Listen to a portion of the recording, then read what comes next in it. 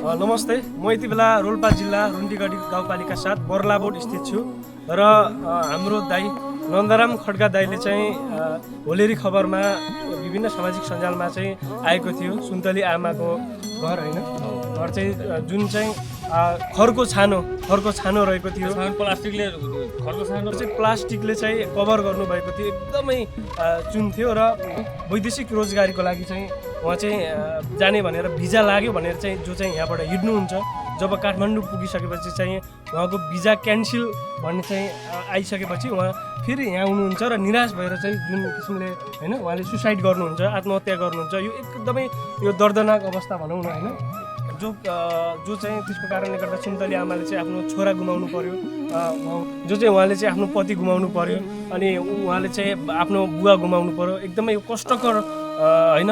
यो परिवारलाई चाहिँ जो होलेरी खबरका सञ्चालक पनि हुनुहुन्छ, समाजसेवी हुनुहुन्छ आदरणीय दाइ नन्दराम खड्का दाइले चाहिँ यो पहल गरिदिनु भयो होइन, जसमा चाहिँ यहाँको वार्ड अध्यक्ष हाम्रो दाइ पनि हुनुहुन्छ, हाम्रो अर्को दाइ पनि हुनुहुन्छ र विभिन्न सामाजिक सञ्जालबाट चाहिँ यो भिडियोलाई हेरेर थुप्रैजनाले चाहिँ सहयोग गर्नुभएको छ। निकै सहयोगी मनहरूले चाहिँ विश्वकर्माज्यू पनि हुनुहुन्छ, उहाँ पनि लाग्नु भएको छ सुरुदेखि क्रिया खर्च सङ्कलन गर्दैदेखि होइन, उहाँको पनि हात छ। त्यसै गरी अन्य अब देश विदेशबाट सहयोग आयो कि अब एक्लैले गरेर त केही पनि हुने होइन विकास भाइ होइन।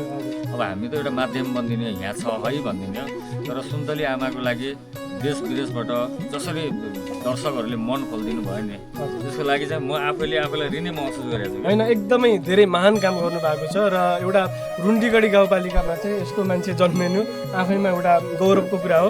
र आमालाई मैले सोध्न चाहन्छु कस्तो लाग्यो अन्तिममा चाहिँ घर बन्यो होइन, कस्तो लाग्यो आमा तपाईँले चाहिँ? खुसी लाग्नुहुन्छ। अनि नन्दराम दाइले चाहिँ के भन्न चाहनुहुन्छ? नन्दराम दाइ लगायत यहाँ सबैले सहयोगी मनहरूलाई चाहिँ के भन्न चाहनुहुन्छ तपाईँले? सबै खुसी, सबैलाई खुसी धन्यवाद दिन चाहनुहुन्छ होइन, यसरी नै सरसहयोग गरिराख्नु होला भनेर। बिचरा बाबु पनि एकदम सानो हुनुहुन्छ, अनि हाम्रो वार्ड अध्यक्षज्यूले पनि प्रतिबद्धता जाहेर गरिसक्नुभयो। यहाँबाट स्थानीय स्तरबाट के सहयोग गर्न सकिन्छ मैले सके जति सहयोग गर्छु र बाबुको पाठनको लागि गर्छु भन्नुभएको छ। गर्छु, यसले पनि एउटा आशाको दियो बालिदिएको छ यो परिवारको लागि। हामी पनि आशावादी छौँ। मैले पनि यो अनुरोध गर्नुलाई अध्यक्षलाई भनेको थिएँ, तर अध्यक्ष आफैले यो विषयमा पनि होइन चिन्तन गरेर म बाबुको लागि केही गर्छु भन्नुभएको छ। अब यसले पनि एउटा आशाको दियो, सबैको मनभित्र बालिदिएको छ र अध्यक्षप्रति पनि एकदम आभार नमन व्यक्त गर्न चाहन्छु म। नै एकदम अब त्यही त होइन, योमा सबैजनाले एक्लै गरेर सम्भव पनि छैन होइन। सबै जो लाग्यो भने चाहिँ अब असम्भव चिज पनि सम्भव हुन्छ कि, त्यसको कारणले अब त्यो पनि वडाको दायित्व हो होइन। त्यो पनि चाहिँ आफ्नो वडाभित्र बसोबास गर्ने नागरिकहरू कोही पनि दुःख नपरोस् भन्ने चाहिँ वडाको दायित्व हुन्छ। बाँकी अब गर्नु थुप्रै छ। अनि हामी एक्लै सञ्चारकर्मीका रूपमा हामी एक्लै केही पनि होइन कि विकास भाइ होइन। अनि यो सामाजिक कार्य हाम्रो आज यो सुरुवात पनि होइन र यो अन्त्य पनि होइन होइन। हाम्रो विगतदेखि नै अब भोइ मान्छेहरू, आम पिछडिएका वर्ग, उत्पीडित वर्गहरूलाई उहाँहरूको समस्यालाई मलमपट्टि गर्नुपर्छ भन्ने हाम्रो मान्यता अनुरूप नै एउटा मानवीय धर्म निभाइदिनु सञ्चार क्षेत्रबाट भन्ने हो होइन। अनि यो परिवारका लागि हामी एक्लैले त केही पनि होइन, सबै मिलेर भएको छ। यो परिवारका लागि विगतमा केही त्यस्तो समस्या आयो भने होलेरमा भएको रोल्पा सञ्चारको मेरो अफिस चाहिँ होइन, त्यसको ढोका सधैँ खुल्ला छ, त्यहाँ आउनु होला। मैले के गर्नुपर्छ यो बाबुको लागि होइन, वडा अध्यक्षज्यूहरू पनि हुनुहुन्छ, हामी सबै मिलेर केही न केही गरौँला। श्याम सर हुनुहुन्छ, एकदम बौद्धिक व्यक्तित्व होइन, केही न केही निष्कर्ष निकालौँला भन्ने छ। अब घर त लाग्यो, अलिअलि उहाँहरूलाई केही समयलाई खर्च पनि भएको छ होइन, बचत पनि भयो। अब कमाउने मान्छे छैनन् नि त यो घरको त होइन, बित्नुभयो उहाँको छोरा उहाँको श्रीमान। त्यो भएको हुनाले बाबुको लागि स्वैच्छिक सहयोग गर्न चाहनुहुन्छ भने हामीले त्यो ढोका पनि खुल्ला राख्दा छौँ। आज एकदम खुसी हुनुहुन्छ खुसी बाबु पनि हुनुहुन्छ, खुसी पनि हुनुहुन्छ होइन, जो चाहिँ हजुरले सोचेको काम चाहिँ पुरा पनि भएको छ। र आगामी दिनमा पनि दाइले भ्याइसम्म यहाँ रेखदेख गर्ने होइन, यहाँ आउने के सहयोग पर्छ यो एउटा होइन परिवारलाई चाहिँ दाइले गर्नुहुनेछ र वार्ड अध्यक्षदेखि लिएर सबैले चाहिँ यहाँ गर्नुहुनेछ भन्ने कुरा मैले पनि आशा लिएको छु।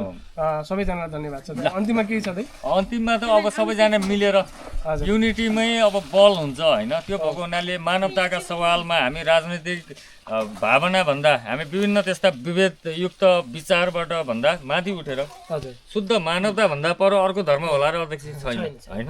यसै गरी जोडडिम्ला एकले थुकी सुकी 100 थुकी नदी भन्छन् क्या मान्छेहरू होइन। त्यो भएको हुनाले सबै मिलेपछि एउटा आमाको आँसु पुछ्न सकियो भने एउटा नाबालक विपन्न परिवारको अज्ञात भविष्य भएको बच्चाको भविष्यको एउटा सरल रेखा कोरिदिन सकियो भने त्योभन्दा ठुलो पुण्य अर्को कुनै धाममा गएर हामीले पूजा गर्नुमा छ जस्तो मलाई लाग्दैन होइन।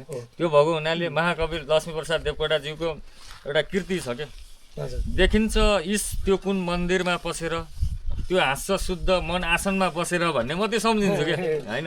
ईश्वर मन्दिरमा छ कि छैन तर हाम्रो मनमा चाहिँ छ, त्यो कुरालाई चाहिँ प्रकट गरौँ, जागरण गरौँ, यस्ता काममा जोड दिउँ आफ्नो तर्फबाट सबैजना भन्छु भाइ। ठिक छ, हस् धन्यवाद। ल समाजमा यस्तो मान्छेहरू चाहिँ जन्मिनुपर्छ अझै पनि होइन, यस्तो सहयोगी मन भएको मान्छेहरू जो चाहिँ समाजलाई अगाडि बढाउने गतिशील बनाउने होइन, समाजमा भएका यस्ता दुःखी पीडितका विकृति विसङ्गतिहरूलाई चाहिँ अलिकति निर्मूल गर्ने यस्तो मान्छेहरू जन्मिन पर्छ भन्न चाहन्छु। अन्तिममा सबैजनालाई धन्यवाद है त। ल खुसी लाग्यो।